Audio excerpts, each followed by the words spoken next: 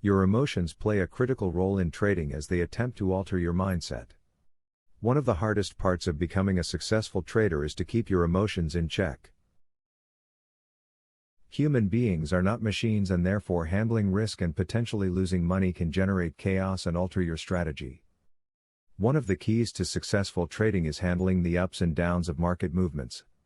To acquire a winning mindset, you need to learn how to handle your emotions. You want to make sure that you understand the noise of the market, which can help you avoid making emotional decisions that can alter your trading plan. Your goal is to control both fear and greed, which will allow you to stick to a trading plan that can be successful over time. Loss aversion happens to all traders at one point or another. You might experience a losing streak, or face a loss on your first trade, and before you know it, you are scared to place a trade. To manage loss aversion correctly, you need to treat trading as a business, and understand that losses are a part of your business plan. Loss aversion is a psychological theory. It says that people hate losses more than they love gains. For the same amount of loss, say $100, many investors would rather avoid the loss, rather than accept the same amount of gain. This principle is used heavily in economics. Loss aversion is different from risk aversion. Loss aversion is based on previous experiences. Some economic theories say that people hate losses twice as much as they like gains. This theory initially was used in consumer behavior before focusing on investment behavior. In traditional economic theory, loss aversion comes with the endowment effect, which is an irrational behavior that is considered in marketing to consumers. For example, consumers are much more in tune with price increases than price decreases. You are much more likely to stop purchasing a product if the price increases, than purchasing more of the product when the price declines. The endowment effect shows that people are twice as likely to stop purchasing a product like gasoline when the price increases as opposed to purchasing more gasoline when the price drops. Loss aversion is followed by loss of attention. This theory refers to the tendency of consumers to allocate more attention to a situation when it involves losses, than when it does not involve losses. This means that you will pay much more attention to a price increase, that will generate a contraction in your wealth, compared to a price decrease which will cause an increase in your wealth. The theory of loss aversion, as it pertains to investment theory, says that traders are more likely to become apprehensive following a loss, than to become aggressive when they experience gains. This tells investors that a $100 loss is more important than a $100 gain.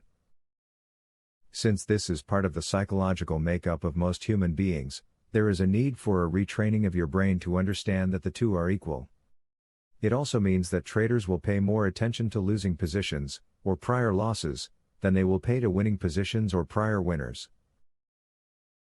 Since most people are hardwired to attempt to avoid losses more than to accept gains, loss aversion happens naturally.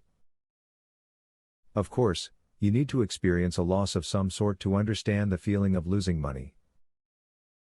Most novice investors might only have experienced gains of some sort. For example, when you start to work, you only experience getting paid. Your employer might pay you a fixed fee or an hourly rate, but you only experience making money. Very few go to work, and if they do a poor job on a specific day, they don't get paid, or even worse, owe their employer money. Since losing money is not a concept that is ingrained in your behavior, your first investing experience might be the first time you experience a loss. Since you know how hard it is and how much time you had to work to make money, the fear associated with losing money on a trade far outweighs the concept of generating income. Loss aversion comes for several reasons. You could be a novice trader and not expect losses, or experience a larger loss than anticipated, or go through a losing streak that you did not forecast. You need to expect losses and treat them exactly like gains. Losses will make up a specific percentage of your trading. You need to spend much more time and attention to your losses, if your losses are larger than you expected.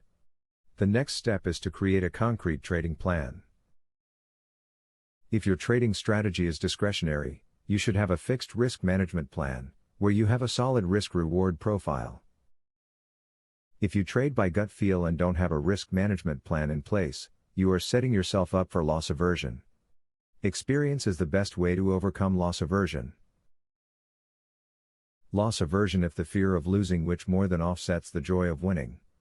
It can be brought on by a losing streak, but it is part of most traders' psyche.